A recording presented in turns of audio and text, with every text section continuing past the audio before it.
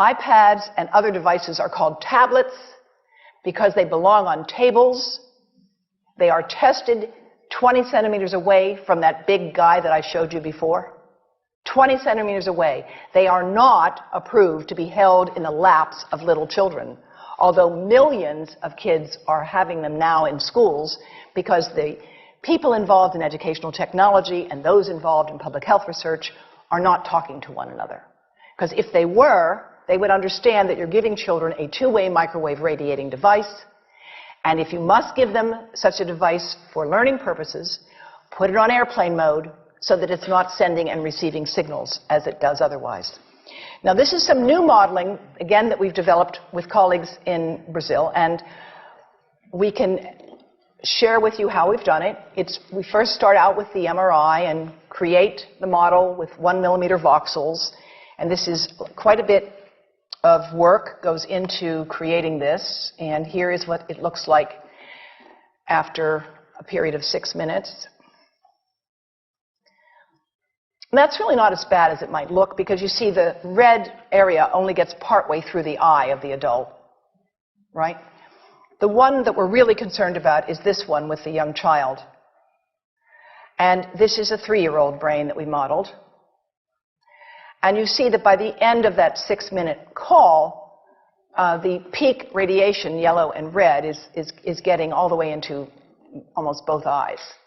And again, this is one call, and it's not going to kill anybody. It may not cause any biological effect whatsoever for 1 call or 2 calls or 3 calls. But the question is, what's the cumulative impact of this kind of exposure? How do we evaluate it? And I want to show you an example of some of the work that we are doing now that I'm releasing here for the first time. And this is a modeled microwave radiation dose of a 6-year-old with greater levels to the frontal and temporal lobes, eyes and cheek. And watch this here. Now, yellow, white, and red are the hottest, all right? And if you look carefully, you will see it's going into the eye, the nose. Do it again, just so you'll get to see it. And partly into the brainstem. Now, that's just showing you that there's going to be some exposure into that area of a young head. It doesn't tell you that there's any biological effect, right? Now, the next slide is going to show you something that might be of interest to students and faculty here. And that has to do with exposure to the reproductive organs. We call them the gonads. I think you say the testicles. And bone marrow.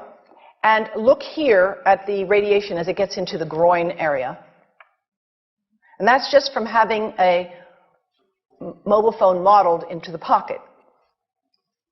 And this, again, is based on a normalized SAR with I think we had a dipole antenna. Now, the breast. The breast is mostly fat, contains a lot of fluid. Things that contain fat and fluid cook faster in the microwave oven. Now, a cell phone can't cook anything, all right? Mobile phones do not pop popcorn. That was a fraud. They don't make any heat that we know of, otherwise they wouldn't be permitted. But they do go through things that contain fat and fluid, and we are now working at Environmental Health Trust with scientists at the University of California, San Francisco, scientists at formerly the president of the American Cancer Society of California, because we are seeing women who keep cell phones in their bras. Has anyone seen a woman put a cell phone in her bra? Hands up, please. Please tell them you've heard now why they shouldn't do that. And here I want to show you our first case report from 2009, and we now have many more. This was a Chinese-American woman who used her cell phone 4 hours a day in her bra for 10 years while she was driving.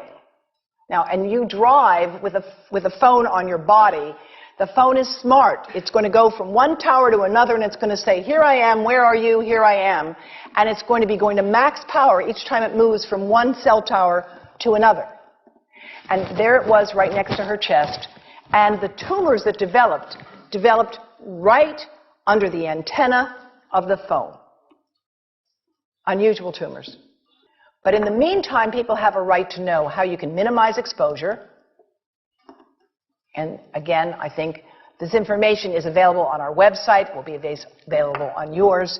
Remember, if you have to give a phone to a child, put it on airplane mode. And think about this. That microwave oven, it works because there's a metal box around the microwave signal, and the signal pings all over the place. Next time you get into an elevator or a train for any length of time, put your phone on airplane mode. Otherwise, that signal is going all over the place, magnifying and coming back. Keep the mobile phone away from you when it's on and you are asleep. Now, it takes a village to do a lot of things. These are some of the people whose materials I've used today with their permission, and I can't read this list to you, but I want you to know that I feel really honored to be working with some of the most talented people in the world on this issue. And they have given me permission to share these materials with you. And I leave you with this thought from Albert Einstein. The world is not dangerous because of those who do harm, but because of those who look at it without doing anything. So, thank you.